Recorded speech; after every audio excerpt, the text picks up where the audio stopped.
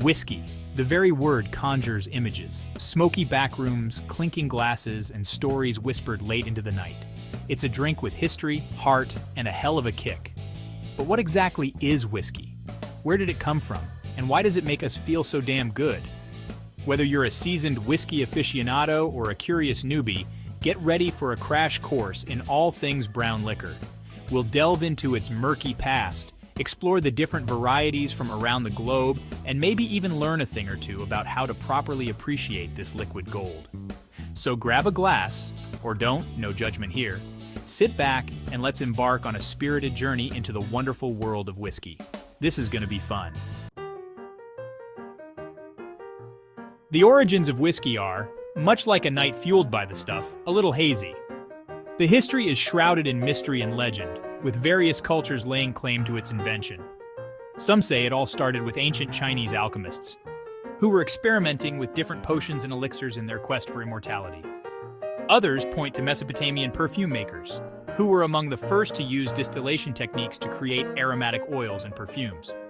But for our money, the real story begins with those resourceful, slightly tipsy Irish monks back in the 15th century.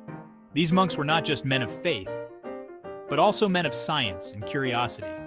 These guys, bless their souls, figured out that distilling fermented grain mash could produce a potent, spirit-lifting elixir. They were the true pioneers of whiskey as we know it. They called it Uisha Beatha, Gaelic for water of life. This name reflected the reverence they had for their creation, seeing it as a gift from the heavens. Now, I don't know about you, but water of life sounds a hell of a lot better than fermented grain juice. Good marketing, monks. Their branding was so effective that it helped whiskey gain popularity far and wide.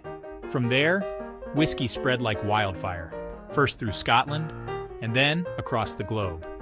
The Scots embraced it wholeheartedly, refining the process and adding their own unique touches. It wasn't always smooth sailing, of course. There were wars, taxes, always with the damn taxes, and more than a few hangovers along the way. Each challenge only made whiskey more resilient and cherished. But through it all, whiskey persevered, evolving and adapting to become the beloved beverage we know and love today. Its journey from ancient alchemists to modern connoisseurs is a testament to its enduring appeal and timeless charm. Let's talk about Scotch, shall we? This isn't just any spirit, it's a journey in a glass. That smoky, complex spirit that makes you feel like you're sitting by a roaring fire in a Scottish castle, surrounded by centuries of history and tradition, even if you're actually just on your couch in your underwear, binge-watching your favorite series. Scotch whiskey, see? It's got rules, strict ones. These rules are what give Scotch its unique character and quality. It has to be made in Scotland, duh, where the climate and landscape play a crucial role. Aged in oak barrels for at least 3 years, often much longer, to develop those deep, rich flavors, and distilled from malted barley, which gives it that distinctive maltiness. And then there's the peat. Ah, peat. This ancient organic matter adds a smoky, earthy flavor that's truly unique. That smoky, earthy flavor that's as distinctive as a bagpipe solo, echoing through the highlands. From the highlands to the lowlands, from Islay to Speyside, each region has its own story to tell. Each region of Scotland produces its own unique style of whiskey, shaped by its environment and traditions. You got your smoky Islay malts like Laphroaig, known for their intense peatiness, your elegant Highland whiskies like Glenmorangie, which are often smooth and complex, and your smooth, fruity Speyside gems like Macallan, celebrated for their rich, sweet flavors. It's enough to make your head spin, but hey, that's half the fun, right? Exploring these diverse flavors. Now, across the Irish Sea, we find Irish whiskey, a spirit as smooth and charming as a well-told limerick. Think of it as Scotch's more approachable cousin. Triple distilled for smoothness, Irish whiskey generally lacks the smoky peatiness of its Scottish counterpart. Instead, you get these beautiful notes of honey, vanilla, and spice. It's the kind of whiskey you could sip on all day, or at least until the pub closes. Speaking of, you can't go wrong with classic Irish brands like Jameson, Bushmills, or Tullamore Dew. They're like a warm hug on a cold night. But don't be fooled by its easygoing nature.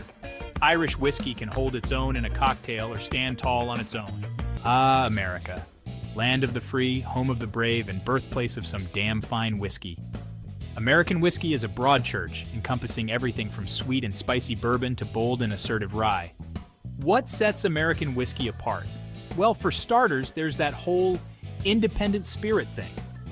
American distillers are known for their innovation, experimenting with different grains, yeasts, and aging techniques.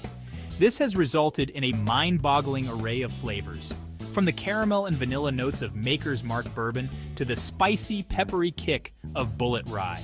And let's not forget about Tennessee whiskey, that smooth-talking cousin of bourbon that's filtered through charcoal for extra mellowness. Jack Daniels, anyone? Across the Pacific, a new whiskey powerhouse has emerged. Japan. Yes, you heard that right. Japanese whiskey has taken the world by storm, winning awards and converting even the most die-hard Scotch drinkers. Itzio, what's the secret to their success? Well, for one thing, the Japanese are masters of precision and craftsmanship. They approach whiskey making with the same dedication and attention to detail that they bring to, well, everything. Japanese whiskeys are often described as being elegant, refined, and exquisitely balanced. They tend to be lighter and more delicate than their Western counterparts, with subtle flavors of fruit, spice, and oak. If you're looking to explore the world of Japanese whiskey, Suntory and Nikka are great places to start. Just be prepared to pay a premium. So you've got your bottle of whiskey. It's sitting there full of potential, waiting to be explored. Now what? Do you just gulp it down like a frat boy at a keg party?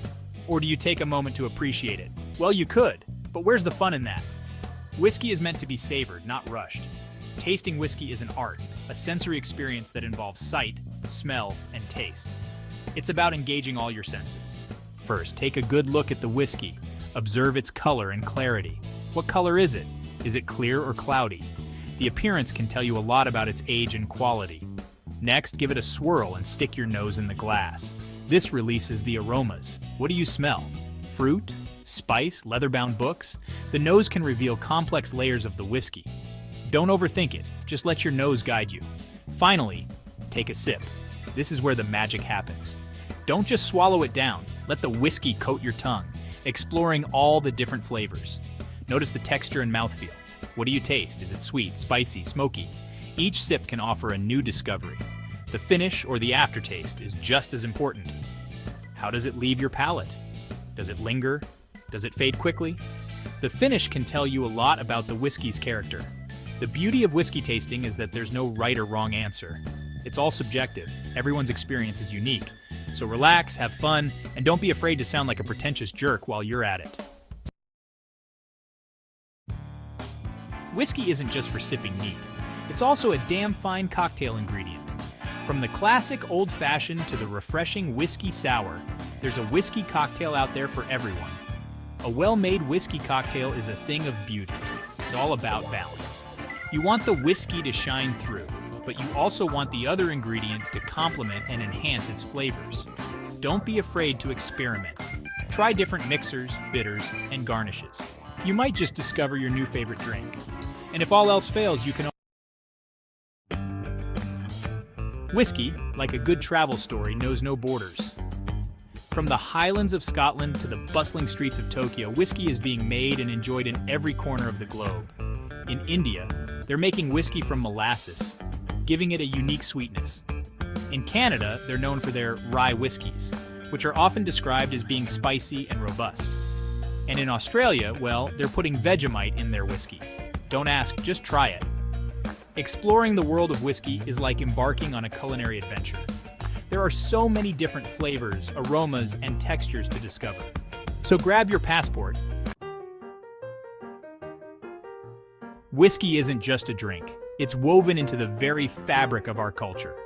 From the novels of Hemingway to the songs of Johnny Cash, whiskey has inspired artists, writers, and musicians for centuries. It's the drink of choice for hard-boiled detectives, brooding poets, and rebellious rock stars. It's been praised, cursed, and immortalized in countless works of art. Whiskey is more than just a beverage. It's a symbol of sophistication, rebellion, and good times. So the next time you raise a glass of whiskey, take a moment to appreciate its rich history and cultural significance. You're not just drinking a spirit, you're partaking in a tradition that's been passed. Whiskey, it warms you up on a cold night, it fuels late-night conversations, and it makes even the most mundane moments feel a little more special. It's a drink for celebrating victories, mourning losses, and everything in between. So, here's to whiskey, the good, the bad, and the hangover-inducing. May your glass be always full, your stories always entertaining, and your whiskey always top shelf. Cheers to that.